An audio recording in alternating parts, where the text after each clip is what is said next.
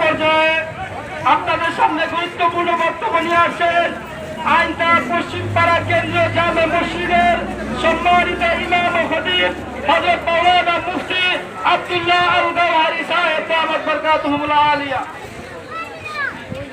আসসালামু আলাইকুম।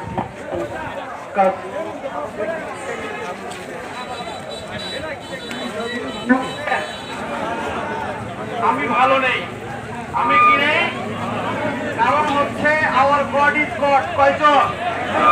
আরো চিৎকার করে বলেন কয়জন? Our profit is profit. কয়জন? Our books is book. কয়জন?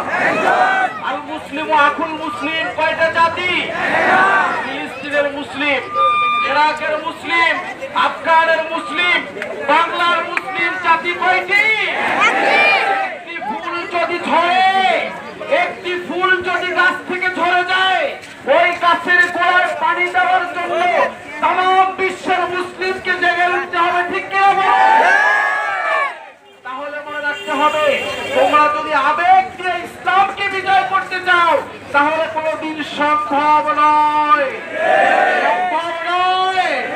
সূরাতুন নূর খুলে দেখবে ৫৫ আয়াত আল্লাহ পাক বলছেন, তোমাদের মধ্যে যে সকল মানুষ ঈমান আনবে কোরআনের প্রতি, যে সকল মানুষ ঈমান আনবে রাসূলের সুন্নাহর প্রতি, যে সকল মানুষ ঈমান আনবে হাদিসের প্রতি, সে সকল মানুষকে আমি ঈমান দিয়ে পৃথিবীর জমিনে খিলাফত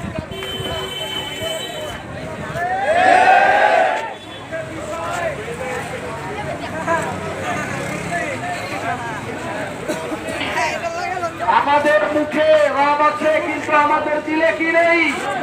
যতদিন পর্যন্ত মুসলমান দিলের রব মুখের রব এক না হবে, ততদিন পর্যন্ত ফিলিস্তিন কেন, আফগান কেন, বসনিয়া কেন, মায়ানমার কেন, এমনকি বাংলার মুসলমান তোমাদের